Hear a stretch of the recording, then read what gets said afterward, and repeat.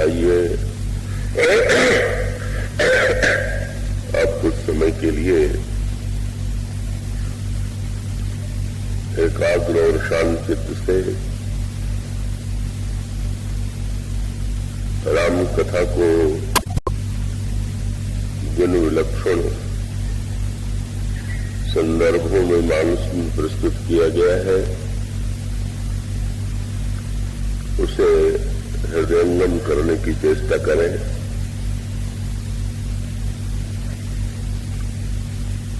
भिन्न भिन्न महानुभावों के द्वारा अलग अलग प्रसंगों के सुझाव आते रहे हैं। आज भी एक अधिवक्ता महोदय ने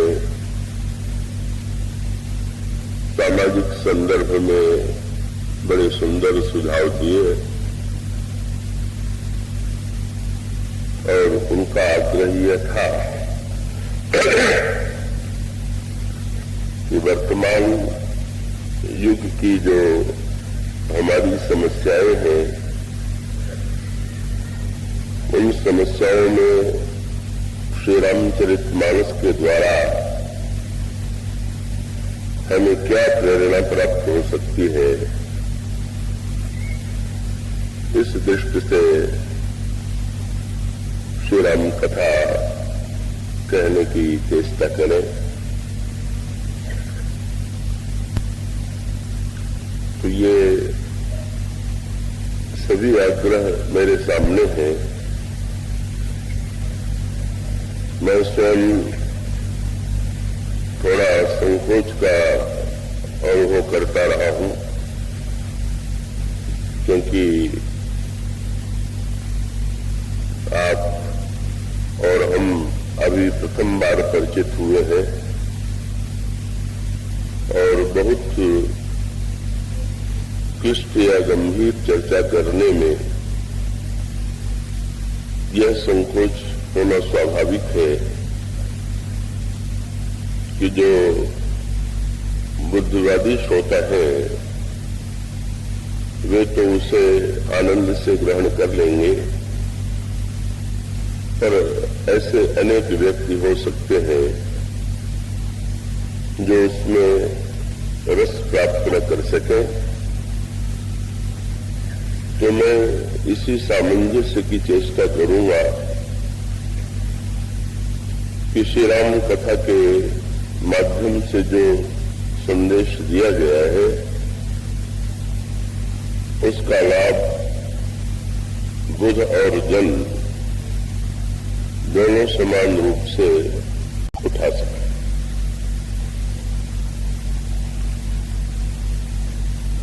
श्री रामचरितमानस की जो कथा है, श्री रामचरितमानस का जो इतिहास है उससे आप भली भांति परिचित हैं।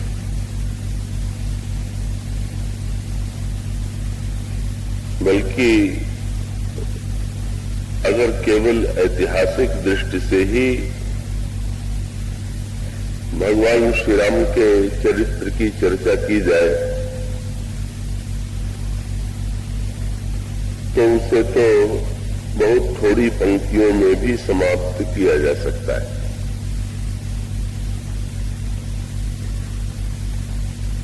प्रारंभ में यही व्यंग्यात्मक प्रश्न भरद्वाज जी ने महर्षि याज्ञवल्क्य से किया।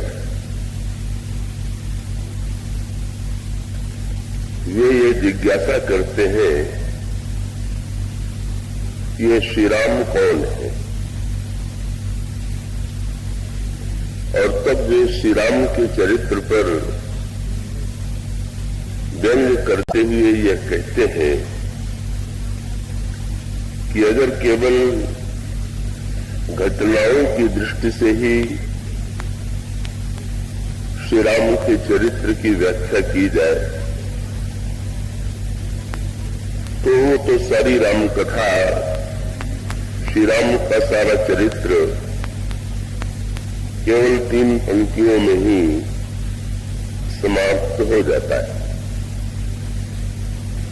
और वे 3 पंक्तियां उन्होंने जिसमें उन्होंने पूरी राम कथा समाप्त कर दी, वो आपने पढ़ी होगी, जिसमें बड़े रंग भरे स्वर में महर्षि भरद्वाज ये कहते हैं कि एक राम अयोध्या के राजा के पुत्र हैं और जिन्हें पिता की आज्ञा से वन में जाना पड़ता है और वहां उनकी प्रिया का हरण रावण के द्वारा कर दिया जाता है और फिर उन्हें रावण पर अत्यंत क्रोध आता है। वे रावण के विरुद्ध युद्ध करते हैं और इस तरह से रावण की मृत्यु होती है, श्री राम की विजय होती है। वे पूछते हैं कि यदि श्री राम का चरित्र इतना ही है, पंक्तियों में उसे और भी संक्षिप्त कर दिया गया, एक राम अवधेश कुमारा, तिनकर चरित विदित संसारा, नारी विरह दुख लहु अपारा, भयउ रोष रण रावण मारा। तो वे जो प्रश्न करते हैं वो प्रश्न आज भी हमारे सामने है कि क्या ये जो राम कथा है, जो रामायण का इतिहास है, ये 2 राजाओं के युद्ध का इतिहास नहीं है? और यदि हमारी वस्तु को कोई छीनने की चेष्टा करेगा तो हमारे अंतःकरण में भी इसकी प्रतिक्रिया क्रोध के रूप में ही उत्पन्न होगी। जिसने हमारी वस्तु को छीनने की चेष्टा की है, हम उससे छीनने की चेष्टा करेंगे, उसे दंड देने की चेष्टा करेंगे। तो ये तो सर्वथा मानवोचित स्वभाव है। और यदि श्री राम ने भी रावण के विरुद्ध यही किया तो फिर ऐसी परिस्थिति में इन श्री राम की हम भक्ति करें या ये कहें कि भगवान शंकर श्री राम का भजन करते हैं, तो ये बात बड़ी अटपटी सी प्रतीत होती। और इसी प्रश्न के उत्तर में श्री राम कथा का जो दिव्य रूप है वो प्रस्तुत किया गया। तो राम कथा का दिव्य रूप जिसकी पृष्ठभूमि कल आपके सामने संकेत के रूप में रखी गई थी कि राम कथा को यदि इतिहास के रूप में आप देखें तो इस ग्रंथ में श्री राम का बड़ा ही सुंदर चित्र प्रस्तुत किया गया। पर यदि इस राम कथा को, इस रामायण को आप केवल इतिहास के रूप में ही नहीं,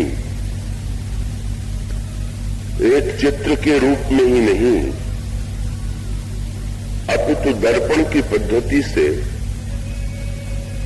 इस राम कथा के अंतराल में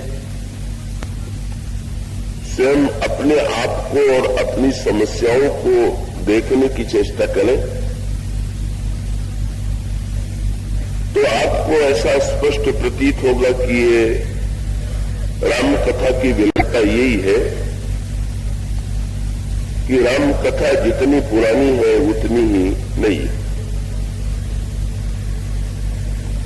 पुरानी और नई के साथ ये बड़ी समस्या रहती है। व्यक्ति पुरानी वस्तु को प्रामाणिक मानता है, पर जब कोई वस्तु पुरानी पड़ जाती है तो उसमें उतना रस नहीं आता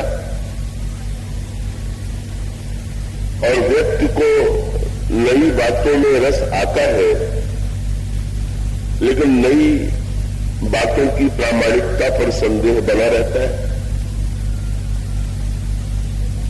तो ये राम कथा नई है या पुरानी? कई एक दृष्टि से देखें तो ये राम कथा बड़ी पुरानी है। ये त्रेता युग का इतिहास है और पौराणिक दृष्टि से त्रेता युग आज से लाखों वर्ष दूर था, पर इतना होते हुए भी श्री राम कथा की विलक्षणता ये है कि वह जितनी पुरानी है उतनी ही नई है। कई इसमें पुरातनता का की प्रामाणिकता है और नूतनता का रस। श्री रामचरितमानस में इसकी तुलना गंगा से की गई है। राम कथा क्या है? गंगा। ऊंचे रघुपति कथा प्रसंगा, सकल लोक जग पावन गंगा। तो यदि आप गंगा पर विचार करें तो फिर ये सामने बात आती है कि गंगा की जो धारा बह रही है वो पुरानी है कि नहीं। जब आप गंगा के किनारे खड़े जाकर के खड़े होते हैं, गंगा का दर्शन आप करते हैं, गंगा की कथा को आप पुराणों में पढ़ते अथवा सुनते हैं, तो आपको लगता है कि ये गंगा कितनी पुरानी है। किस तरह से इन गंगा को भगीरथ अपने प्रयत्न के द्वारा मृत्युलोक में ले आते हैं और तब से लेकर के अब तक ये गंगा निरंतर बह रही, और तब ऐसा लगता है कि ये गंगा जो है बड़ी ही पुरानी। और ये ठीक, लेकिन बड़ी विचित्रता गंगा में ये है कि गंगा जितनी भी पुरानी हो, उनका जो जल है वो उतना ही नया। वो तो इतना नया है कि आप जब गंगा में डुबकी लगाते हैं तो अगले ही क्षण, जितने क्षण तक आप डुबकी लगाते रहते हैं उतने क्षण में ही गंगा का जल जो है वो निरंतर बहता हुआ नित्य नया होने लग जाता है। तो जैसे गंगा की धारा में पुरातनता और नूतनता दोनों का विलक्षण मिश्रण है, तो इसी प्रकार से राम कथा भी चिर पुरातन है और नित्य नूतन है। और यदि इसे दर्पण के रूप में देखें तो ऐसा लगने लगेगा कि ये केवल त्रेता युग का सत्य नहीं है, ये शाश्वत सत्य है, प्रत्येक युग का सत्य है, हमारे और आपके अंतःकरण का सत्य है। तो उसे स्पष्ट करने के लिए रामचरितमानस में एक भूमिका प्रस्तुत की गई है और वो सूत्र के रूप में ये है जिसमें ये संकेत किया गया है कि रावण के 3 जन्म होते हैं। और उसकी कथा इस रूप में आती है कि वैकुंठ लोक में भगवान का दर्शन करने के लिए सनक सनंदन सनातन और संत कुमार जाते हैं। वैकुंठ के द्वार पर जय और विजय 2 द्वारपाल के रूप में खड़े। दर्शन के उतावले पल में वे बिना पूछे ही भीतर प्रविष्ट होने की, भीतर घुसने की चेष्टा करते और जय और विजय क्रुद्ध होकर के इन चारों महात्माओं को भीतर प्रविष्ट होने से रोकते और तब वे महात्मा अत्यंत क्षुब्ध होते हैं और क्षुब्ध होकर के वे शाप देते हैं कि तुम राक्षस हो जाओ। और उसके साथ साथ एक वाक्य और वो जोड़ देते हैं कि तुम्हें 3 जन्म तक राक्षसों के रूप में, बुरे रूप में जन्म लेना होगा। और ऐसा करके कि जब वे महात्मा शाप दे चुकते हैं तो भगवान आते हैं और भगवान का और उनका मिलन होता है, और इसके पश्चात भगवान ये स्वीकार करते हैं कि आपने इन्हें दंड देकर के बिल्कुल उचित कार्य किया है, और मैं स्वीकार करता हूं कि यदि ये जन्म लेंगे तो इनके कल्याण के लिए मैं भी जन्म लूंगा। तो यही जो भगवान के दोनों द्वारपाल है, यही आगे चल करके 3 जन्म लेते। पहले सतयुग में जन्म इनका होता है और तब इनका नाम हिरण्याक्ष और हिरण्यकश्यपु होता। फिर इसके पश्चात त्रेता युग में इनका जन्म होता है और तब इनका नाम रावण और कुंभकर्ण के रूप में आता है। और फिर द्वापर युग आता है और द्वापर युग में इनका नाम शिशुपाल और दंतवक्र हो जाता है। यहां पर कुछ संकेत किए गए। पहली बार इन लोगों का जन्म दैत्य जाति में हुआ, दूसरी बार उनका जन्म राक्षस जाति में हुआ और तीसरी बार उनका जन्म मनुष्य जाति में हुआ। तो पहले जन्म में वे एक भिन्न नाम और भिन्न रूप में है, दूसरे में दूसरे रूप में है, तीसरे में तीसरे रूप में है, और इस तरह से ये दोनों द्वारपाल जो है बार बार जन्म लेते हैं। भिन्न भिन्न देशों में जन्म लेते हैं, भिन्न भिन्न जातियों में जन्म लेते हैं। शिशुपाल और दंतवक्र का जन्म भारत में हुआ, रावण और कुंभकर्ण का जन्म लंका में हुआ। तो देश की भी भिन्नता है, जात की भी भिन्नता है, काल की भिन्नता है, आकृति की भिन्नता है और नाम की भिन्नता है। तो ये नहीं कि प्रत्येक के 10 सिर रहे हो। हिरण्यकश्यपु का एक ही सिर था, रावण के 10 सिर थे। शिशुपाल जब जन्म लेता है तो उसके 4 भुजाएं और 3 नेत्र थे, ऐसा सांकेतिक वर्णन आता है। इसका तात्पर्य क्या? इस संदर्भ में मेरा ध्यान अपने हिंदू विश्वविद्यालय के प्रवचन की ओर जाता है। कई वर्ष पहले ये रावण के 3 जन्मों की गाथा जब विश्वविद्यालय के किसी छात्र ने पढ़ी तो उन्होंने, उस विद्यार्थी ने बड़ा ही व्यंग्यात्मक प्रश्न लिख करके मेरे पास भेजा। और वो प्रश्न ये था कि रावण के 3 जन्मों की गाथा रामायण में लिखी गई है और रामायण में यह भी लिखा हुआ है कि 4 युग होते हैं, सतयुग, त्रेता, द्वापर और कलयुग। तो जब ये लिखा गया कि सतयुग में उसका जन्म हुआ, त्रेता में उसका जन्म हुआ, द्वापर युग में जन्म हुआ, केवल रावण के 3 ही जन्म हुए, तो इसका अर्थ तो यही हुआ कि हम लोगों का युग ही सबसे अच्छा है।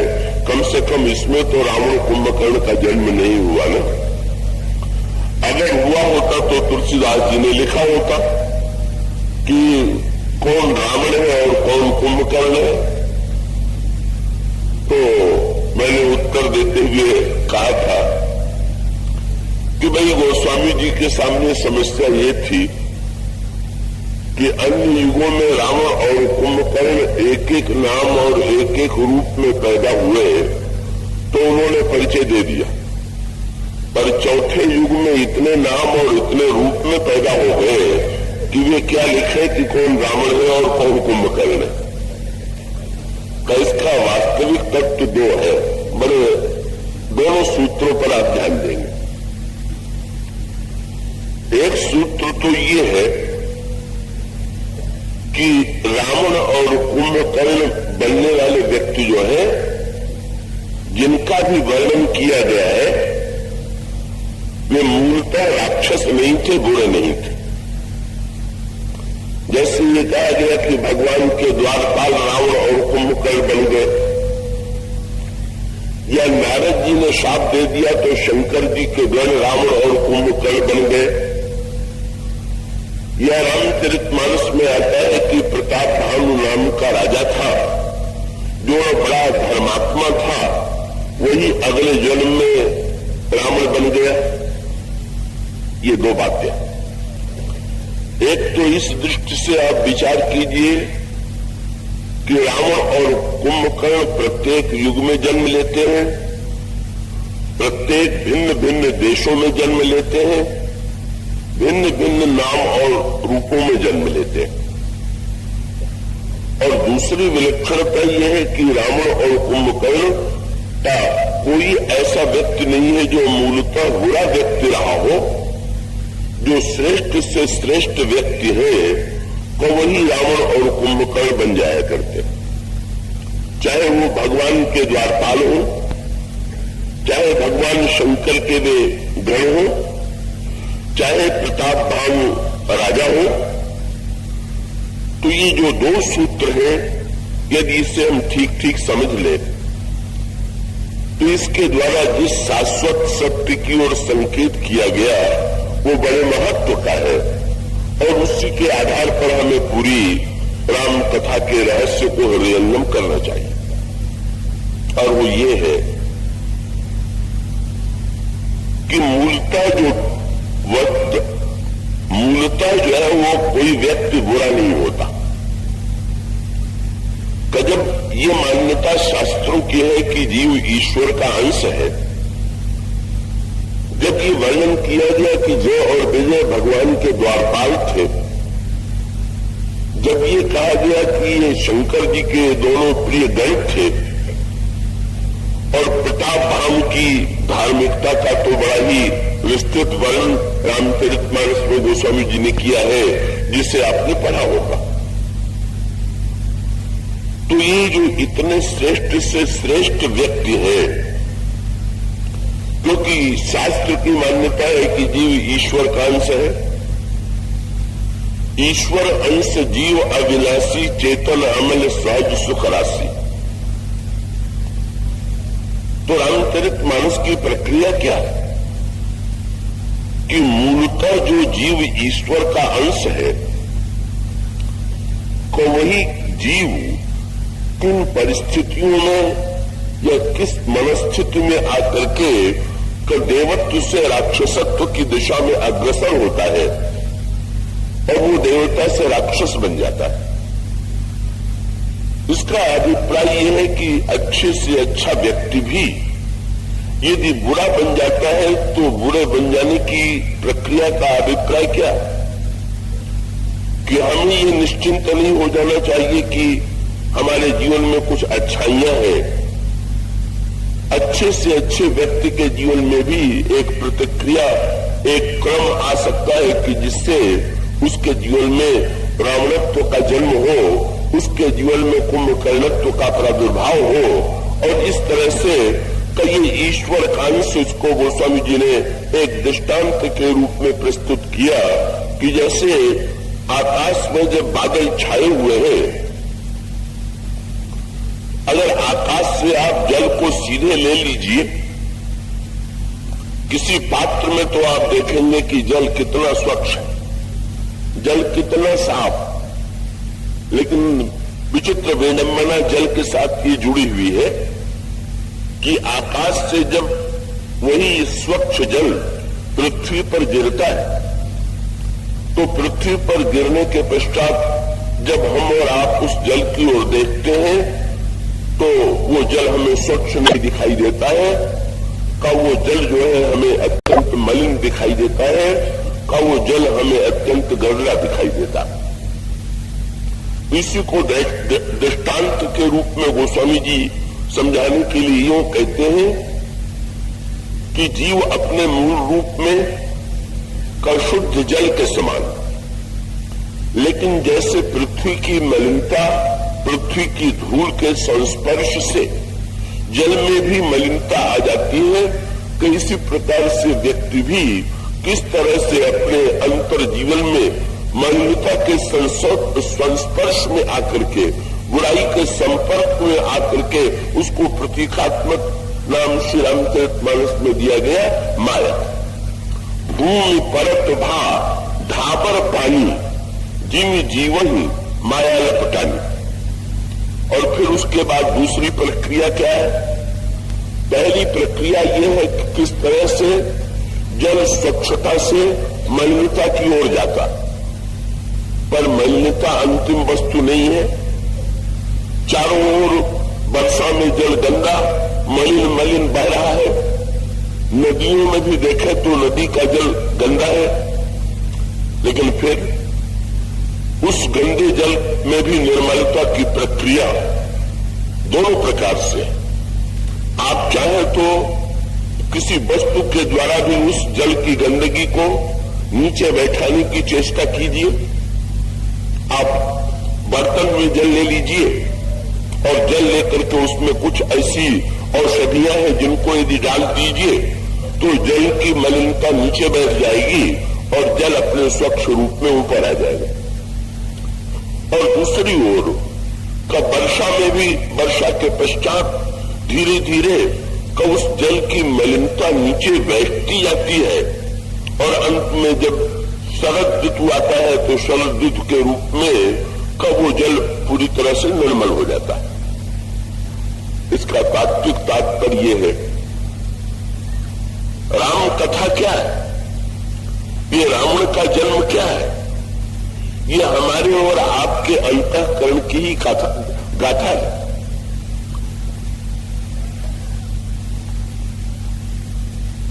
ये हमारी आपकी कथा है।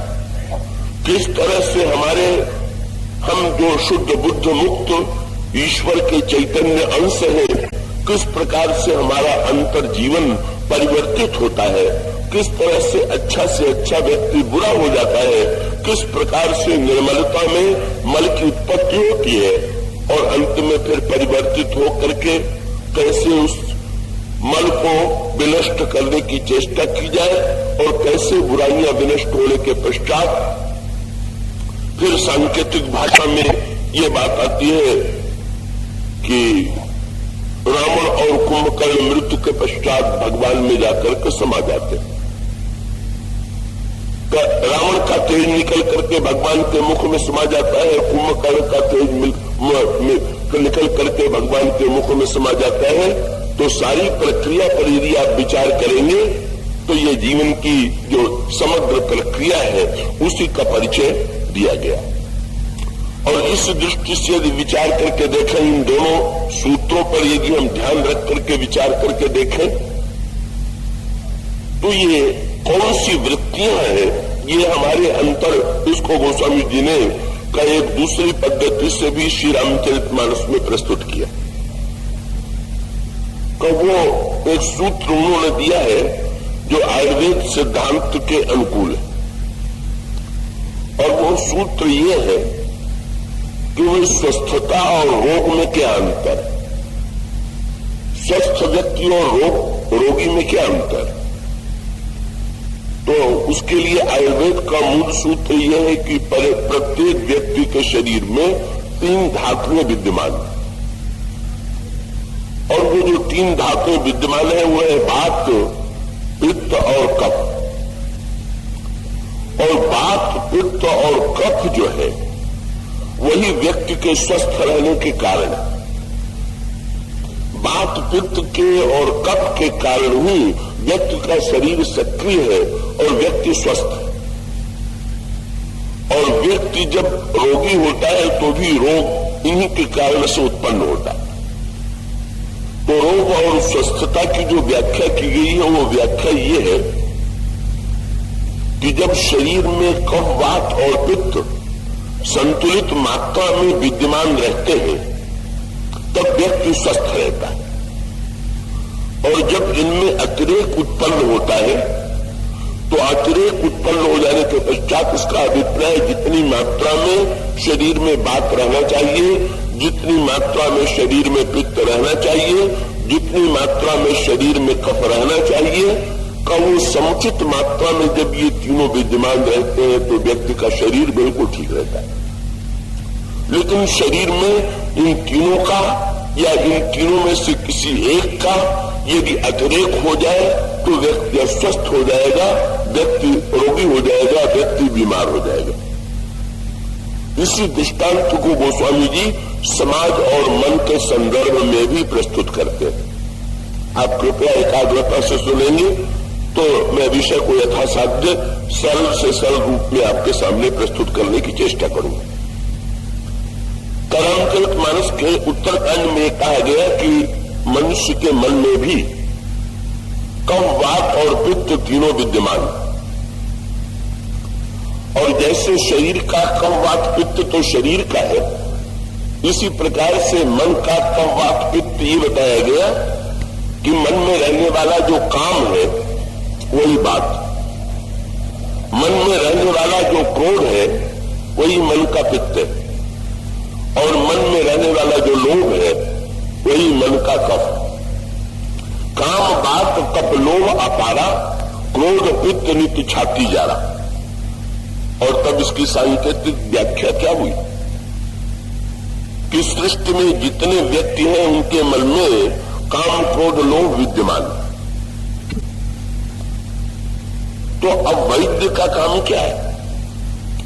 का अगर कोई वैद्य ये सोचे कि भाई व्यक्ति के शरीर में कफ, वात, पित्त के कारण रोग उत्पन्न होता है, तो चलो ऐसी दवा दे दे कि शरीर में कफ, वात, पित्त पूरी तरह से मिट जाए। और सचमुच अगर कोई ऐसी दवा निकल आवे कि कफ, वात, पित्त तीनों मिट जाए तो रोग ही नहीं मिटेगा, रोगी भी मिट जाएगा।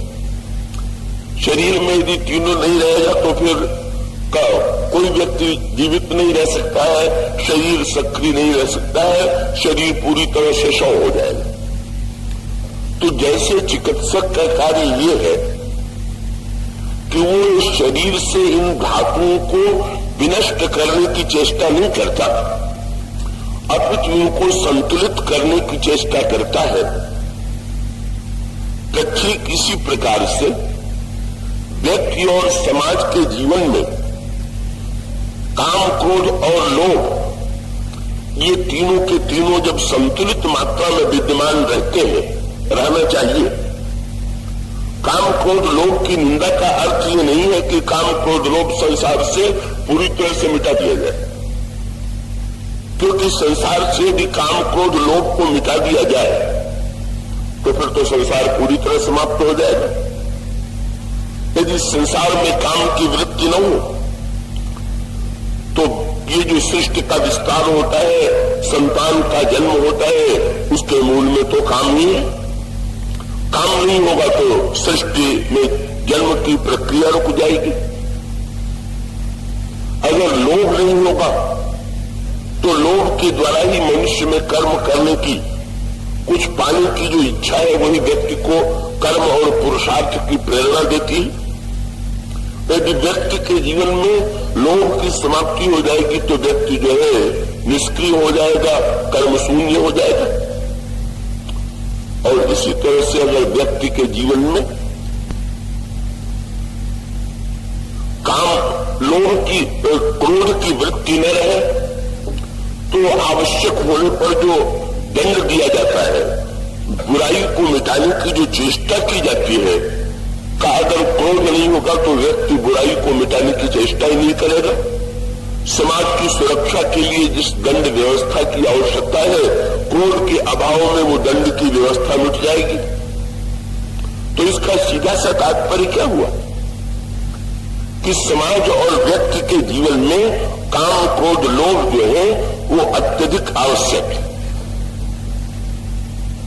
लेकिन उनका जब अतिरेक उत्पन्न होता है, और वो अतिरेक जो उत्पन्न होता है वो किन परिस्थितियों में उत्पन्न होता है, तब वो आयुर्वेद की पद्धति और मन की पद्धति भी वही। तो श्री रामचरितमानस के जो विविध पात्र है, इन पात्रों के चरित्र के द्वारा मानो सामाजिक संतुलन के लिए एक बड़ा ही दिव्य स्वरूप प्रस्तुत किया गया। आप अगर गहराई से विचार करके देखें तो ये राक्षसत्व क्या है कि जब मनुष्य के जीवन में काम का अतिरेक हो जाता है, मनुष्य के जीवन में क्रोध का अतिरेक हो जाता है, मनुष्य के जीवन में लोभ का अतिरेक हो जाता है, तब उसका परिणाम होता है कि वो व्यक्ति जो है रोगी हो जाता है। अब आप उसको रोगी भी कह सकते हैं, राक्षस भी कह सकते हैं। कई एक दृष्टि से विचार करके देखें तो राक्षस भी जो है वो मन के रोगों से ग्रस्त है, और संकेत यही तो आता है। ये जो विभिन्न पात्रों के चरित्र हैं, उन चरित्र में आपको यही सूत्र तो मिलता है कि जब इन अच्छे पात्रों के जीवन में भी, जैसे स्वस्थ से स्वस्थ व्यक्ति के शरीर में भी अगर वो कुपथ्य करता है तो कुपथ्य करने से शरीर में रोग का जन्म होता है। इसी प्रकार से अच्छा व्यक्ति भी यदि जीवन में काम क्रोध लोभ को संतुलित रखने की चेष्टा नहीं करेगा तो वो व्यक्ति अस्वस्थ हो जाएगा, या ये कह लीजिए कि वो पवित्र से राक्षसत्व की दिशा में चला जाएगा। और ये परिवर्तन और रोग और राक्षसत्व की प्रक्रिया जो है कई रामचरितमानस में प्रस्तुत की गई। जैसे आप इन पात्रों के चरित्र पर विचार करके देखें। जय और विजय राक्षस बन जाते हैं, इसका सांकेतिक तात्पर्य क्या है कि वे वैकुंठ के द्वार पर खड़े, और द्वार पर जो खड़े होने वाला है द्वारपाल है, उसकी भूमिका बड़े महत्व की है। जरा ध्यान दीजिएगा, बहुत सांकेतिक भाषा। क्या भाई घर में जो द्वारपाल है उसकी भूमिका क्या है? कब वो सांकेतिक प्रसंग जय और विजय के संदर्भ में भी आता है और भगवान शंकर और पार्वती के संदर्भ में भी आता है। जब भगवान शंकर और पार्वती का विवाह हुआ तो भगवान शंकर और पार्वती के विवाह के पश्चात एक दिन भगवान शंकर कहीं गए हुए थे, पार्वती जी एकांत में स्नान करने लगी, और स्नान करते हुए जब उन्होंने अपने शरीर को स्वच्छ किया तो अपने शरीर के वायु स्वच्छता का जो अंश निकला, उसी के द्वारा उन्होंने एक बड़े ही सुंदर बालक का निर्माण कर दिया। और उन्होंने उस जिस बालक का निर्माण किया का वो वही गणेश उनका नाम रखा बालक का, और वो बालक बड़ा ही सुंदर था। वो बालक पार्वती जी के निर्माण के बाद तुरंत चैतन्य हो गया, और चैतन्य हो जाने के पश्चात मां के चरणों में प्रणाम करके बालक ने पूछा कि आपकी मेरे लिए क्या आज्ञा? तो उस समय भगवती पार्वती ने गणेश जी को काम दिया कि तुम द्वार पर खड़े हो जाओ, और द्वार पर खड़े होकर के तुम भीतर किसी को बैठने मत देना, भीतर किसी को आने मत देना। का गणेश जी तुरंत आज्ञा का पालन करते और बाहर जाकर के द्वार पर खड़े हो जाते। और कुछ विचित्र संयोग, जब गणेश जी द्वार पर खड़े होते हैं तो उसी समय भगवान शंकर जो है वो आते, और भगवान शंकर के जैसे आप जब अपने घर में बैठते हैं तो द्वारपाल से थोड़ी पूछते हैं कि भीतर जाए कि न जाए। घर आपका है तो आप तो जाएंगे, कि कोई बाहर वाला आवेगा तो उसका पूछना उचित है, पर घर का स्वामी द्वारपाल से तो ये नहीं पूछता है कि हम भीतर जाए कि न जाए। वो तो सहज भाव से उन्होंने ध्यान नहीं दिया, केवल ये दिखाई पड़ा कि एक बालक खड़ा है का शस्त्र लिए हुए प्रहरी के रूप में। सोच लिया कि पार्वती जी ने किसी प्रहरी को खड़ा कर दिया है, और वो भीतर प्रविष्ट होने लगे। और जब प्रविष्ट होने लगे तो तुरंत गणेश जी ने शस्त्र शंकर जी के आगे कर दिया और भगवान शंकर ने पूछा ये क्या? तो उन्होंने कहा कि मुझसे आज्ञा के लिए बिना आप भीतर कैसे जा सकते हो? भगवान शंकर ने मुस्कुरा करके पूछा किसकी आज्ञा? बोले मेरी मां पार्वती की आज्ञा। तो मुस्कुरा करके शंकर जी ने पूछा कि तुम्हारी मां की आज्ञा तो है पर मुझे पहचानते हो? तुम्हारी मां की आज्ञा तो है पर तुम्हारी मां कौन है तो तुमने जान लिया, पर तुम्हारे पिता कौन है ये भी पता है? तो उन्होंने कहा कि ना, मेरा तो जन्म केवल मां से हुआ। बड़ी विचित्र कथा आती है पुराण में, सांकेतिक भाषा है, बड़ी दार्शनिक भाषा। भगवान शंकर ने कहा कि तुम मुझे रोकने की चेष्टा मत करो, तुम समझने की चेष्टा करो कि आज्ञा का वास्तविक अर्थ क्या। गणेश जी ने कहा कि ना, मुझे अर्थ समझने की आपसे आवश्यकता नहीं है, मैं तो भीतर नहीं घुसने दूंगा। तो शंकर जी ने तुरंत गणेश जी का सिर काट लिया और भीतर घुस गए। बड़ी ही विचित्र कथा। शंकर जी सिर काटने की कला में बड़े निपुण। ब्रह्मा के पहले 5 सिर थे, एक सिर शंकर जी ने ब्रह्मा का काट दिया। का उनके ससुर दक्ष थे,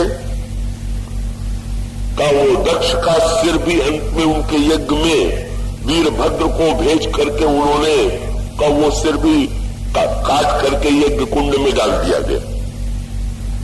ब्रह्मा के सिर पर शंकर जी के द्वारा प्रहार, फिर दक्ष के सिर पर शंकर जी के द्वारा प्रहार, और गणेश जी तो उनके बेटे ही हैं, का उनके सिर पर भी शंकर जी ने प्रहार किया और उनका सिर काट लिया। ये बात जरूर है कि सिर काटने के बाद भी कोई मरा नहीं। तो ब्रह्मा के तो 5 सिर थे, तो उन्होंने कह दिया कि 4 सिर से अच्छी तरह काम चलेगा, 5वें की आवश्यकता नहीं, 4 से काम चलाइए। और दक्ष के सिर पर दक्ष का सिर काट तो दिया, पर बाद में बकरे का सिर मंगा करके उनके सिर पर जोड़ दिया। सिर से मनुष्य की बुद्धिमत्ता जुड़ी हुई है। हमारी आपकी जो बुद्धि सक्रिय है उसका संबंध सिर से, और विश्वास का संबंध जो है वो हृदय से। तो भाई अगर यही प्रश्न किया जाए कि शरीर में हृदय की आवश्यकता है कि मस्तिष्क की आवश्यकता है, तो इसका बड़ा सरल उत्तर है कि भाई अगर हृदय नहीं होगा तो भी अनर्थ है, और मस्तिष्क नहीं होगा तो भी अनर्थ है।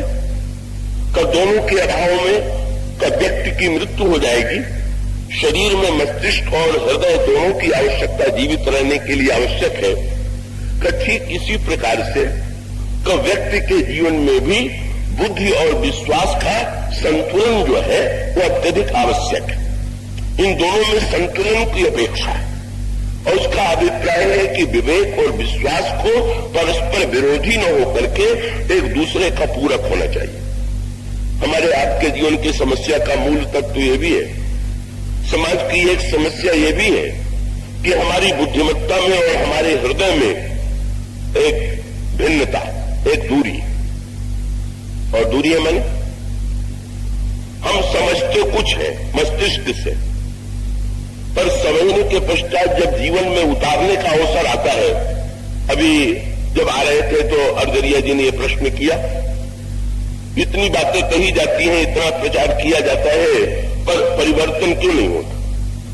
तो इसका मूल तत्व यही है कि सुनते हैं, सुनने वाला व्यक्ति सुनता है मस्तिष्क से, और मस्तिष्क से सुन करके उसको बात बड़ी अच्छी लगती है।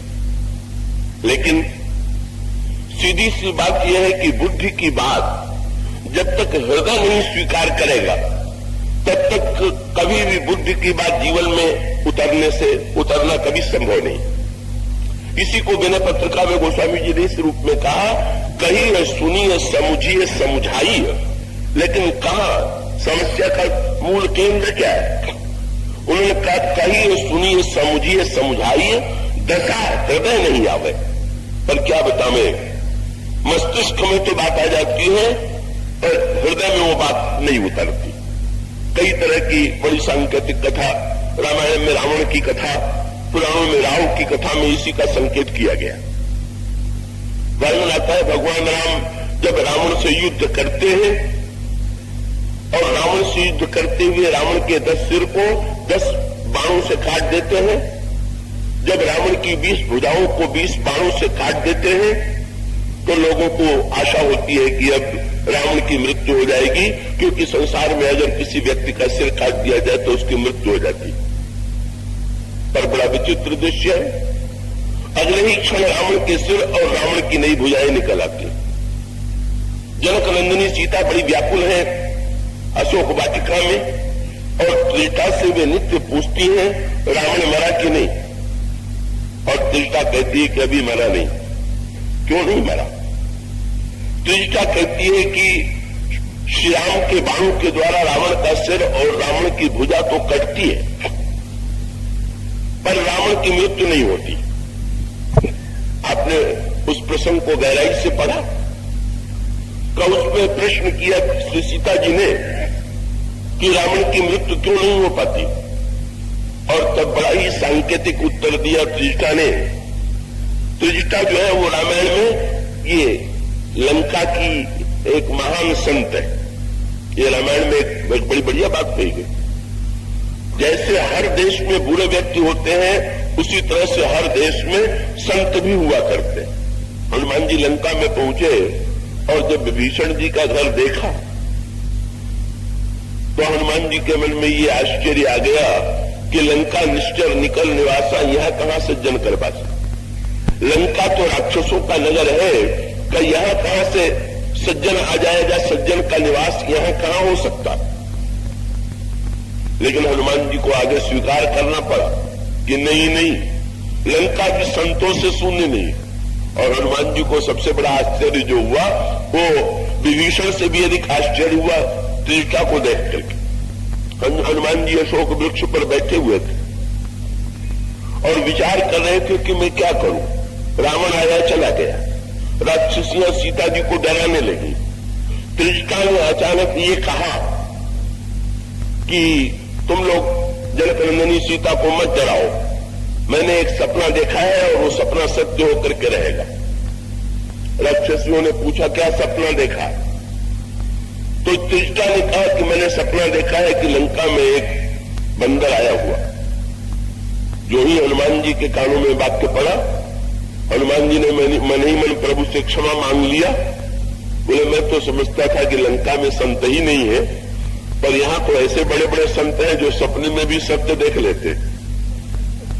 सब मैं आया और मैं इतना छिप करके आया, लेकिन यहां त्रिजटा ने सपने में मेरा आना देख लिया। ये तो बड़ा आश्चर्य है।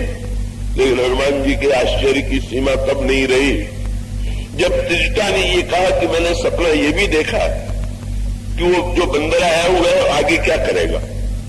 जब त्रिजटा ने ये कहा कि बंदर आगे क्या करेगा ये भी मैं बता दूं, तो हनुमान जी और सावधानी से सुनने लगे। बोले करना मुझे है और पता दूसरे को है। तो त्रिजटा ने तुरंत कहा कि मैंने सपना देखा है कि सपने बानर लंका जारी, कहूं बंदर जो है वो लंका को जलावेगा। हनुमान जी बड़े संकट में पड़ गए। बोले अब तो बड़ी कठिनाई, प्रभु ने मुझे लंका जलाने के लिए कहा नहीं और त्रिजटा ये कह रही है कि ये बंदर लंका जलावेगा। तो प्रभु की बात माने कि त्रिजटा की बात माने? बाद में हनुमान जी ने प्रभु से कहा कि प्रभु लंका जलाने की योजना जब बन गई थी तो आपने मुझे क्यों नहीं बता दिया? बोले आधी बात भारत वाले संत को बता दिया, आधी लंका वाले को, दोनों संत मिल करके आदान प्रदान कर ले। तो ये लंका की महानतम संत है त्रिजटा, और सचमुच त्रिजटा ने जो कुछ देखा था वही हनुमान जी के चरित्र में बाद में साकार होता। ये बड़े अद्भुत पात्र है। तो त्रिजटा से ही जनकनंदिनी पूछती है रावण की मृत्यु क्यों नहीं होती, और त्रिजटा ये कहती है कि जब तक श्री राम रावण के हृदय पर प्रहार नहीं करेंगे तब तक रावण की मृत्यु नहीं होगी। कितने पते की बात है। ये रामायण की ही गाथा नहीं है, ये हमारे आपके जीवन के आज के समाज का भी प्रश्न ही यही। रावण क्यों नहीं मर रहा? उसका उत्तर यह है कि रावण का सिर और रावण की भुजाएं तो कुछ कट रही, पर रावण के हृदय पर प्रहार नहीं हो रहा। रावण का सिर और रावण की भुजा माने हाथ के द्वारा व्यक्ति कर्म करता है और सिर के द्वारा व्यक्ति सोचता है। तो बुद्धिमत्ता की बातें सुनकर के लोग समझ देते हैं और हाथ के द्वारा कुछ पूजा पाठ, कुछ अच्छे कर्म भी कर देते हैं। जब कथा में आते हैं, सत्संग में हम लोग पहुंचते हैं और वहां पर का जो सत्संग के बाण हैं, भगवान की कथा के बाण हैं, जब वो चलते हैं तो लगता है कि रावण का सिर कटा, रावण की भुजा कटी। लेकिन जो ही कथा से निकल करके बाहर गए, रावण का सिर ज्यों का त्यों, रावण की भुजा ज्यों का त्यों। इसका अभिप्राय जितना सुना सुनाया है, कब वो मस्तिष्क और त्रिजटा ने जो सूत्र दिया वो आज के भी काम का सूत्र है। क्योंकि रावण पर विजय तो तब मिलेगी जब रावण के हृदय पर प्रहार हो। आगे चल करके और भी उसमें बड़ी गंभीर सांकेतिक व्याख्या है। त्रिजटा से सीता जी पूछ देती है कि तो फिर कठिनाई क्या है? अरे सिर तो 10 है, भुजा तो 20 है, उनको मारने और काटने के लिए तो बहुत से बाण चाहिए, पर हृदय तो एक है। तो क्या श्री राम के पास कोई बाणों की कमी है क्या? और तब त्रिजटा ने बड़ा मनोवैज्ञानिक उत्तर दिया। त्रिजटा ने कहा कि श्री राम रावण के हृदय पर बाण चलाना तो चाहते हैं, पर आपके कारण चला नहीं पा रहे। मेरे कारण? तो ये कहा कि भगवान को ये डर है कि रावण को मिटाने में कहीं संसार न मिट जाए। इसके तत्व पर आपने विचार किया? बुराई को मिटाना है पर संसार को नहीं मिटाना। रावण को मिटाना है, भगवान के सामने ये प्रश्न है, पर रावण की मृत्यु के साथ संसार की मृत्यु न हो जाए, ये भगवान के मन में प्रश्न है। बड़ी कवित्वमयी भाषा का प्रयोग किया गया है। त्रिजटा कहती है रावण जो है वो निरंतर आपका चिंतन करता रहता है। इस पर हम आगे विस्तार से अगर समय मिला तो आपके सामने विचार करेंगे। केवल सूत्र के रूप में चर्चा ये है, रावण की मनस्थिति जो है वो अत्यंत, रावण जिस वस्तु का चिंतन करता है पूरी तरह से डूब करके करता है। तो त्रिजटा ये कहती है कि रावण निरंतर आपका ही ध्यान करता रहता है। लेकिन समस्या ये है कि आप जो है निरंतर रावण जैसे आपका ध्यान करता है, आप राम के ध्यान में डूबी रहती हैं और राम में ही सारा ब्रह्मांड समाया हुआ है। तो भगवान राम यदि बाण चलावे तो भगवान के सामने समस्या ये है कि वो बाण कहीं सारे संसार को मिटाने वाला। यही के हृदय बस जानकी, जानकी उड़ मम पास है, मम उदर भुवन अनेक राजत, लगे सबकर नाश। तो इसका सीधा सा तात्पर्य क्या कि केवल कर्म और मस्तिष्क के परिवर्तन से ही नहीं, जब तक हृदय में परिवर्तन नहीं होता है तब तो समाज में परिवर्तन नहीं आ सकता। और उसमें भी दुर्गुणों को, जो बात अभी आपके सामने मैं कह रहा था, दुर्गुणों को पूरी तरह मिटाना नहीं है, क्योंकि अगर दुर्गुण पूरी तरह मिट जाएंगे, इसलिए रावण पूरी तरह मिटा कि नहीं मिटा, लेकिन वह रावण का तेज निकल करके भगवान में समा गया, कुंभकर्ण का तेज निकल करके भगवान में समा गया। इसका मूल तत्व यही है कि दुर्गुण का जो दुर्गुण तत्व है, दुर्गुण पक्ष है, उसको मिटाना है। पर सृष्टि के सृजन के लिए, सृष्टि के निर्माण के लिए उस दुर्गुण का जो पक्ष स्वीकार करना है उसे बचाए रखना। पर यह मूल तत्व यह है कि हृदय कैसे बदले, हृदय में प्रवेश कैसे हो, ये मुख्य सूत्र है। और यही संकेत मिलता है राहु की कथा में, वो भी बड़े महत्व की कथा है। समुद्र मंथन हो रहा, काहे के लिए? अमृत पाने के लिए। और मंथन करने वाले कौन है? मंथन करने वाले देवता और दैत्य दोनों। बड़ी सांकेतिक भाषा। देवता अच्छे व्यक्ति हैं, दैत्य बुरे व्यक्ति हैं, पर अमृत दोनों पाना चाहते हैं। और उसका अर्थ है कि संसार में चाहे अच्छा से अच्छा व्यक्ति हो और चाहे संसार में बुरे से बुरा व्यक्ति हो, लेकिन प्रत्येक व्यक्ति के अंतःकरण में अमरता की ही तो इच्छा है, सुख और आनंद की ही तो इच्छा है, अमृतत्व की ही तो कामना है, उस कामना में भेद नहीं। लेकिन जब समुद्र का मंथन होता है तो बड़ा लंबा आध्यात्मिक विश्लेषण है। अंत में कथा आती है कि जब समुद्र का मंथन किया गया तो समुद्र के मंथन में अमृत निकला। पहले तो अन्य वस्तुएं निकली और अन्य वस्तुओं के बाद फिर अमृत निकला।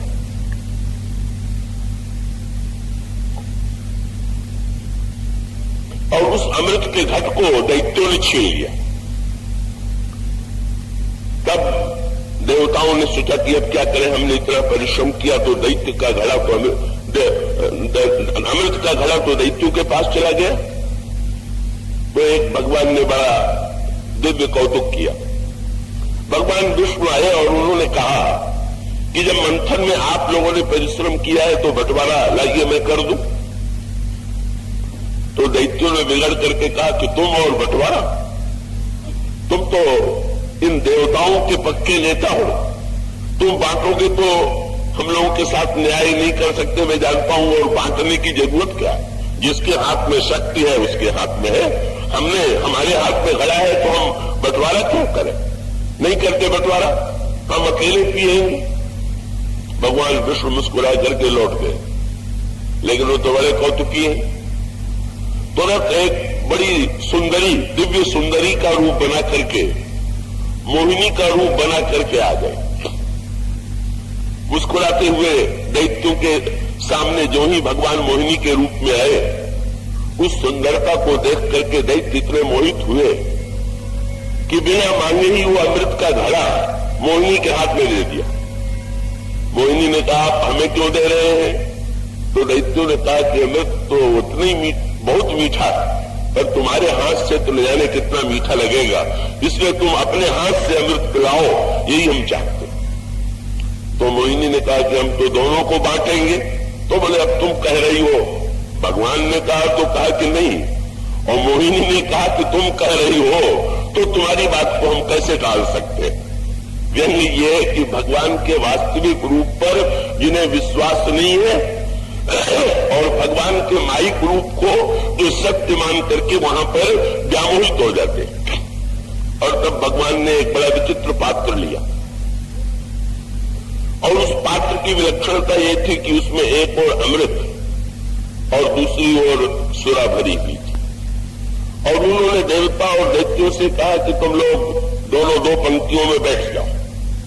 वो लोग बैठ गए, और तब वो मोहिनी के रूप में बांटने लगे। पर विचित्रता यह थी कि दैत्यों की ओर सुरा गिरने लगी और दैत्यों की ओर अमृत गिरने लगा। ये जीवन का सत्य है। ये अमृत मंथन समाज में निरंतर चलता रहता है। अच्छे और बुरे व्यक्ति की अभिलाषा एक ही है, लेकिन विचित्रता यह है कि कुछ लोगों के पात्र में सुरा गिर रही है और कुछ लोगों के पात्र में अमृत गिर रहा है। उसका अभिप्राय क्या है? भाई, जो व्यक्ति धन पा करके, विद्या पा करके, पद पा करके, सत्ता पा करके उन्मत्त हो रहा है, वो दैत्यों वाली पात्र में बैठा होगा का? वो सुरा पी रहा है, उन्मत्त हो रहा है पद की सुरा पी करके, धन की सुरा पी करके, पांडित्य की सुरा पी करके। और जिसके अंतःकरण में इन वस्तुओं को प्राप्त करके लोक कल्याण और सेवा की वृत्ति जागृत हो रही है, वो देवताओं की पंक्ति में बैठा हुआ। ये अमृत और सुरा जो है अनादिकाल से बट रही है और इसी तरह से बटती रहेगी। लेकिन उसमें एक कथा बड़े काम की, क्या कि भाई कुछ लोग देवता और कुछ लोग दैत्य होते हैं, लेकिन क्या यही दो ही प्रकार के लोग होते हैं? तो नहीं, तीसरा एक और प्रकार है। कौन? ये दैत्यों में राहु जो था उसकी दृष्टि इतनी पैनी थी कि उसने तुरंत पहचान लिया कि ये मोहिनी के रूप में और कोई नहीं है, विष्णु ही है, और ये अमृत जो है वो देवताओं को मिलेगा। तो पहले तो उसके मन में आया कि सारे दैत्यों को सावधान कर दे, कि अमृत तुम लोगों को नहीं मिलेगा, पर वो पक्का स्वार्थी था। उसने सोचा कहीं इनके सावधान करने के चक्कर में अपना भी अमृत न जाए, इसलिए भाग में जाए, हमें अमृत मिले, इसी का उपाय करना चाहिए। और तब उसने सोचा कि अमृत कैसे पावे, अगर हम दैत्य के रूप में अमृत मांगेंगे तो मुझे तो देंगे नहीं, तो चलो नकली देवता बन जाए। ये नकली देवता बनना जो जानते हैं ये बड़े विचित्र लोग होते हैं। समाज में जिनको ये कला आती है कि होते तो दैत्य हैं लेकिन देवता बनने की कला उनको आती है। तो देवता बनने की कला जो है तब वो उसको आती थी, उसने तुरंत देवता का रूप बनाया। सोचने लगा कहां बैठना ठीक रहेगा। सोचा बिल्कुल प्रारंभ में बैठ जाए जिससे अमृत शुरू में ही मिल जाए। तो लगा कि इसमें खतरा है, क्योंकि जब कोई परोसने चलता है तो पांच में जो पहला व्यक्ति होता है उसको बड़े ध्यान से गौर से देखता है। तो कहीं अगर मुझे देखा और पहचान गई कि ये तो दैत्य है तो नहीं मिलेगा, इसलिए यहां बैठना ठीक नहीं। तो उसने तर्क किया कि तो फिर बिल्कुल अंत में जाके बैठ जाए। तो डर लगा कि कहीं बीच में ही अमृत समाप्त हो गया, वहां तक पहुंचे नहीं। तो कहा, बोले बीच में बैठना ठीक रहेगा। तो कुछ लोग बीच में बैठने वाले, दैत्य होते हुए भी देवता का वेश बनाने वाले, और वो न इधर न उधर कुछ विचित्र बीच वाली अंतर्वृत्ति उनकी है, और वो पात्र में बैठे हुए। सो भगवान मोहिनी के रूप में अमृत लेकर के आए। राहु ने तुरंत जल्दी से अपना पात्र बढ़ाया और भगवान ने मुस्कुरा करके अमृत की एक बूंद जो है उसके पात्र में दे दिया। उसने तुरंत जल्दी से हड़बड़ी में, और देवता चाहे विलंब लगाने पर उसने तुरंत पी लिया। और जो ही पी लिया तब कथा आती है कि सूर्य और चंद्रमा इन दोनों ने पहचान लिया राहु, और भगवान विष्णु से कहा कि आपने किसको अमृत दे दिया, ये तो दैत्य है, देवता के वेश में आया हुआ है। सो चक्र लेकर के उन्होंने तुरंत चक्र चला दिया, राहु का सिर कट गया। लेकिन विचित्र बात हुई कि सिर भी जीवित रहा और धड़ भी जीवित रहा। बड़ा विचित्र लोगों को लगा। बोले महाराज आपने अमृत दिया क्यों और बाद में सिर क्यों काटा? तो भगवान ने बड़ी सुंदर बात कही। भगवान ने कहा अमृत तो इसलिए दिया कि मैंने सोचा कि चाहे जान में चाहे अनजान में जिसने मुझे पहचान लिया उसको अमृत पाने का अधिकार तो हो ही गया। पर इतना होते हुए भी सिर को काट लिया। बोले विचित्र व्यंग ये है कि बहुत से लोग का जो इसके जीवन में ज्ञान तो है लेकिन विश्वास का बिल्कुल अभाव। अगर विश्वास होता तो मुझसे कह देता कि मुझे कृपा करके अमृत दे दीजिए, मैंने आपको पहचान लिया। पर इसने मुझे भी ठग करके अमृत पाने की चेष्टा किया। इसका अर्थ है कि इसका ये जो ज्ञान है ये अलग प्रकार का है। तो परिणाम क्या हुआ? सिर कट गया, सिर भी जीवित, धड़ भी जीवित। तो इसका अर्थ क्या कि समाज में बहुत से लोग राहु की तरह जो देवता बनने की कला में निपुण है और चतुराई से अपनी बुद्धिमत्ता से अमृत भी पा लेते, लेकिन याद रख लीजिए ये राहु के समान दो टुकड़े में बटे हुए, सिर अलग और धड़ अलग। जो समझे कुछ और करे कुछ, वो राहु का ही रूप है। जो बुद्धि से है सिर इसका अलग चलता था और धड़ अलग चलता था।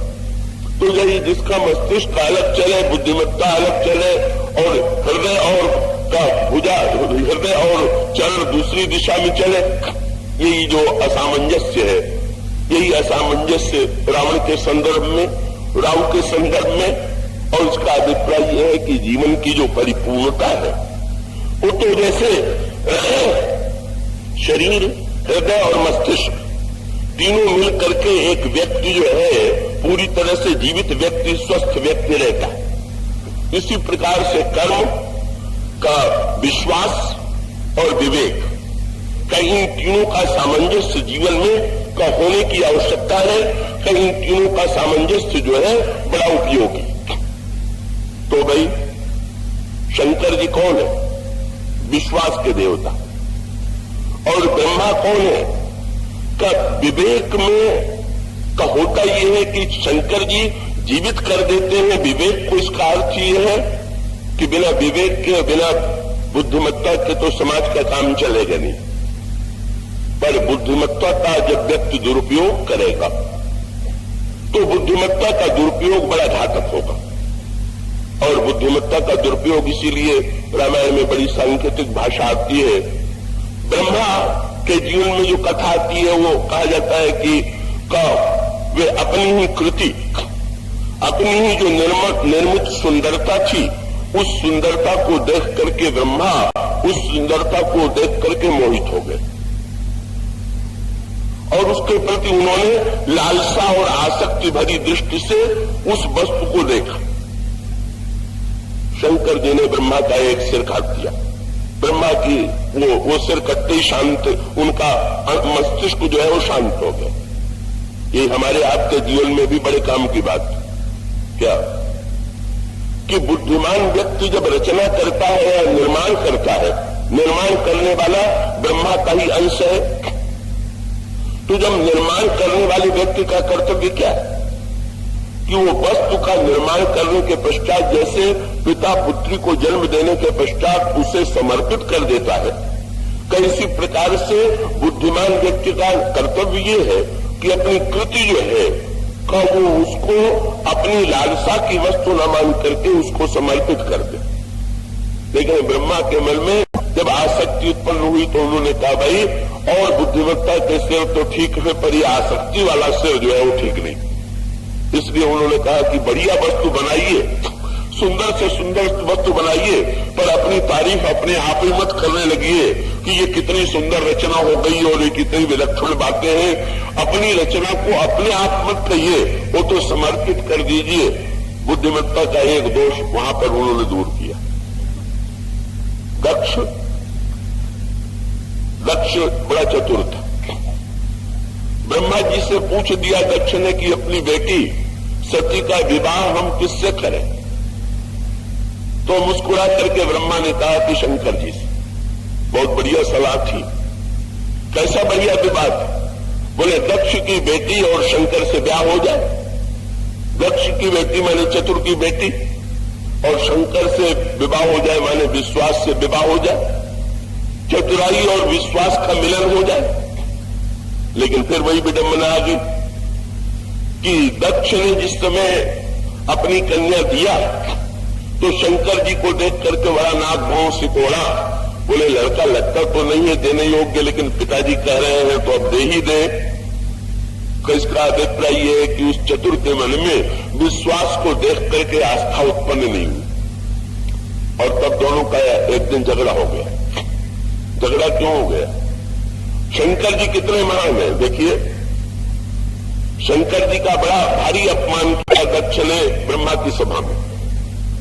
अगर संसार में किसी व्यक्ति का ससुर भरी सभा में उसका अपमान कर दे तो ससुर से झगड़ा तो करेगा ही। घर लौट करके पत्नी पर भी वर्षे बिना नहीं रहेगा कि तुम्हारा पिता कितना बुरा है जिसने मुझसे ऐसा दुर्व्यवहार किया। पर शंकर जी की विलक्षणता ये और संकेत आते हैं कि ब्रह्मा ने विचार करके देखा कि प्रजापति का पद किसको दे, तो उनको लगा कि प्रजापति का पद तो दक्ष को मिलना चाहिए। और उसका अभिप्राय यह है कि समाज का संचालन कौन करेगा? जो बुद्धिमान होगा, जो चतुर होगा, जो दक्ष होगा, वही समाज को ठीक चल सकता है। इसीलिए उसी को चुनना चाहिए। ब्रह्मा ने दक्ष को प्रजापति चुना, लेकिन फिर दक्ष से भूल हो गई। क्या? जब दक्ष चुने गए तो उनको सभा में सम्मान देने के लिए बुलाया गया। जब कोई चुना जाता है तो आज भी लोग सम्मान देते हैं। और जब दक्ष पहुंचे ब्रह्मा की सभा में तो जितने ऋषि और मुनि और देवता थे सब के सब दक्ष को देख करके खड़े हो गए। बड़ा बढ़िया स्वागत हुआ दक्ष। पर दक्ष का दुर्भाग्य और बुद्धिमान व्यक्तियों की जो आंख बड़ी पहनी होती है कभी कभी उनको बड़ा दुख देती है। वही बेचारे दक्ष की दशा हुई। दक्ष के स्वागत में जब देवता और मुनि खड़े हो गए तो वो प्रसन्न नहीं हुआ। क्यों? उसने ये नहीं देखा कि कितने लोग खड़े हुए, वो आंख फाड़ फाड़ के देखने लगा कि कोई बैठा तो नहीं रह गया। तो संयोग ऐसा कि शंकर जी बैठे हुए दिखाई दे गए, उसके क्रोध की सीमा नहीं। वो इतने लोगों का स्वागत सब फीका पड़ गया। अरे ये मेरा दामाद हो करके और यहाँ मैं इस सभा में मैं आया और सब देख करके खड़े हो गए और ये बैठा रह गया। और भगवान शंकर क्यों बैठे रह गए? अरे भाई, बेचारा दक्ष कुछ दिनों के लिए चुना गया है। शंकर जी महाकाल है, महाकाल का को क्या पता कौन चुना गया कौन चला गया। वो तो महाकाल की दृष्टि में व्यक्ति का क्या महत्व है, महाकाल किसका सम्मान करे। महाकाल तो मुस्कुराते हुए इस सृष्टि में देखते रहते हैं, व्यक्ति आता और जाता रहता। लेकिन दक्ष ने कहा कि हम बदला लेंगे अपने अहंकार के कारण, और अहंकार से प्रेरित होकर के दक्ष ने यज्ञ किया। तो बुद्धिमत्ता का दूसरा दोष है। बुद्धिमत्ता का पहला दोष ब्रह्मा का सिर काट करके भगवान शंकर ने दूर किया, और बुद्धिमत्ता का दूसरा दोष दक्ष का सिर काट करके माने दक्ष ने यज्ञ किया कि शंकर जी को निमंत्रण नहीं दिया। निमंत्रण किसको दिया? ब्रह्मा को दिया, भगवान को दिया, पर शंकर जी को नहीं दिया। ब्रह्मा बुद्धि के देवता है, उनका नाम विधि है, विष्णु भगवान है, और भगवान शंकर जो है मूर्तिमान विश्वास।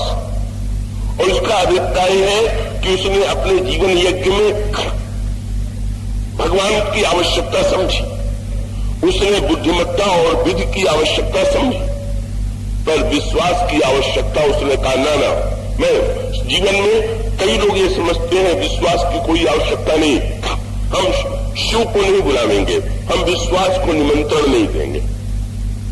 लेकिन बड़ी विचित्र बात हुई, जब शंकर जी को निमंत्रण नहीं मिला तो ब्रह्मा और विष्णु भगवान को निमंत्रण मिला, पर ये दोनों नहीं गए। लेकिन ब्रह्मा जब देखा दक्ष ने, बोले कोई बात नहीं, इतने आ गए, 3 नहीं आए तो कोई चिंता नहीं। अगर ऐसे बेचारा उस समय सोच लेता सभा में तो शायद इतना, लेकिन इस समय जहां सोचना चाहिए था वहां नहीं सोचा, और अब सोच रहा, सोचने लगा कि सब आ गए हैं, 3 ही तो नहीं आए। और तो उसी तरह की बात है कि बारात बड़ी धूमधाम से आई, स्वागत करने के लिए लोग आए और कहने लगे बारात तो बहुत बढ़िया है, केवल 3 ही नहीं आए हुए। कौन? बोले एक तो दूल्हे का पिता नहीं आया, दूल्हे का भाई नहीं आया, और दूल्हा नहीं आया, और पूरी बारात आ गई। तो जिस बारात में ये तीनों न हो, वो बारात तो उसका स्वागत सत्कार कैसा होना चाहिए ना, आप कल्पना कर लीजिए। तो भाई जिस यज्ञ में विश्वास नहीं, जिसमें भगवान नहीं, जिसमें विचार नहीं, वो यज्ञ तो नष्ट हो गई। इसलिए दक्ष का सिर काट करके, ये सिर काट करके आहुति देना माने ये अहंकार की आहुति। बोले बुद्धिमत्ता का बहुत अहंकार हो गया है, जब तक ये कटेगा नहीं तब तक जो है तब ठीक नहीं होगा। सिर कटने के पश्चात जब देवताओं ने प्रार्थना किया तो नया सिर मंगा करके दक्ष के सिर पर जोड़ दिया, बकरे का सिर। और कितना अंतर आ गया दक्ष में। नया सिर जो ही मिला और जो ही जीवित हुआ दक्ष, पहला काम उसने यही किया कि शंकर जी की खूब स्तुति की। इसीलिए शंकर जी के पूजा का विधान है कि पूजा करने के बाद बकरे की बोली जरूर बोले। और उसका अर्थ क्या कि कितनी भी पूजा कीजिए पर दक्ष की तरह न कीजिएगा, नहीं तो बकरे का सिर जो है बिना मिले नहीं रहेगा। अभिमान छोड़ करके पूजन करना चाहिए, इसका तात्पर्य। तो आसक्ति का नाश ब्रह्मा के प्रसंग में किया, अभिमान का नाश का दक्ष के प्रसंग में किया। और द्वारपाल तो घर में इसलिए रखा जाता है कि भाई कोई अनधिकारी व्यक्ति, बुरा व्यक्ति भीतर बैठने न पावे। तो ये जो बुद्धि है, ये जो विवेक है, ये द्वारपाल। गणेश जी द्वार पर खड़े हैं, इसका अभिप्राय क्या हुआ कि हमारे आपके जीवन में भी सबसे पहले अगर कोई कहीं जाए तो सबसे पहले किससे भेंट होगी? द्वारपाल से। और द्वारपाल अगर शक्तिशाली है, बुद्धिमान है, तो उसके द्वारा घर सुरक्षित रहेगा। इसी प्रकार से विवेक के द्वारपाल के द्वारा हमारा अंतःकरण यदि सुरक्षित है तो उसमें दुर्गुण दुर्विचार भीतर बैठने नहीं पाएंगे। लेकिन जब द्वारपाल इतना विचित्र हो जाए कि वो घर के स्वामी को ही घर के भीतर घुसने न दे, और उसका अभिप्राय कि जब बुद्धिमान इतना बुद्धिमान हो जाए कि वो विश्वास को भीतर न घुसने दे, बोले मैं तो बुद्धिमान ही हूं, विश्वास नहीं करता मैं, तो बोले तब तो जरा सिर काट करके सिर बदलना ही पड़ेगा। और तब शंकर जी ने कहा कि पार्वती अब हम और तुम मिल करके, शंकर जी ने, शंकर जो है उनका पूरा शरीर जो है वो तो पार्वती जी का दिया हुआ, और सिर जो है वो शंकर जी का दिया हो। पार्वती जी मूर्तिमती श्रद्धा है, श्रद्धा बुद्धि का धर्म है और विश्वास हृदय का धर्म है। अब ऊपर वाला जो भाग है वो शंकर जी का दिया हुआ, सिर विश्वास का दिया हुआ, और हृदय और सारा शरीर जो है वो श्रद्धा का दिया हुआ। हम लोग जिन गणेश की पूजा करते हैं कवे गणेश वे ही है। वो पुराने गणेश जिनका सिर हाथी वाला नहीं था उनकी पूजा कोई नहीं करता। वो तो गजबदन वाले जो गणेश हैं, जो शंकर और पार्वती के सम्मिलित प्रयास से बने हैं, हम उनकी पूजा करते हैं। जय और विजय अपनी वृत्ति का दुरुपयोग करते हैं। द्वारपाल भगवान ने इसलिए नहीं रख छोड़ा कि कोई उनसे मिलने आवे और वो बीच में पूछताछ करे और उनको न आने दे। वो तो भगवान के यहाँ जो द्वारपाल है वो तो उनकी वृत्ति तो भगवान का अभिप्राय ये है, वैकुंठ में तो अनधिकारी आते ही। भगवान तो ये कहते हैं कि मैं कितने भी एकांत में क्यों न हूं, जब कोई आवे तो जय और विजय तुम तत्काल उन्हें मेरे पास ले आकर के मुझे मिलाओ। ये भगवान की जो वृत्ति उदारता की है। जय और विजय द्वारपाल की वृत्ति का दुरुपयोग करते हैं। क्यों? उनके अंतःकरण में ये क्षोभ उत्पन्न हुआ कि उनको ध्यान आया कि हम ये जो द्वारपाल थे दोनों बिल्कुल भगवान विष्णु की तरह थे, चार भुजा उतरे सुंदर, सब कुछ भगवान की तरह। तो इनको कहने के लिए तो उन्होंने ये कहा कि तुम बिना पूछे भीतर घुस गए। पर इस समय उनके मन में क्या वृत्ति आ गई कि भीतर किसका दर्शन करने जा रहे हैं? बाहर हम तो सामने है ही है, हमें क्या कमी है जो भीतर जा रहे हैं दर्शन करने? इसका अभिप्राय क्या? इतना अभिमान उत्पन्न हो गया कि भगवान के स्थान पर अपने अहम को प्रतिष्ठापित कर दिया, और यही उनके राक्षसत्व का कारण बना। प्रताप भान के जीवन में उसका अतिशय लोभ जो है राक्षसत्व का कारण बना। रुद्रगणों के जीवन में दूसरे की हंसी उड़ा करके, दूसरे को नीचा दिखा करके आनंद लेने की वृत्ति जो है वो रावणत्व के रूप में परिणत हो गई। और इसका अभिप्राय यह है कि रावणत्व हमारे और आपके अंतर मन के विकार, कभी अभिमान के कारण, कभी क्रोध के कारण, कभी ईश्वर की अवहेलना करने के कारण हमारे अंतर जीवन में राक्षसत्व का जन्म होता है। और जब इस राक्षसत्व का जन्म होता है तो समाज में समस्याएं उत्पन्न होती हैं। उस राक्षसत्व का विनाश कैसे किया जाए, यही रामचरितमानस की कथा है, यही रामचरितमानस की गाथा है। कल से मैं आपके सामने मैं संकेत के रूप में सूत्र रखने की चेष्टा करूंगा कि किस तरह से इन कथाओं में जीवन के दुर्गुणों को विनष्ट करने की पद्धति बताई गई। बोलिए सियावर।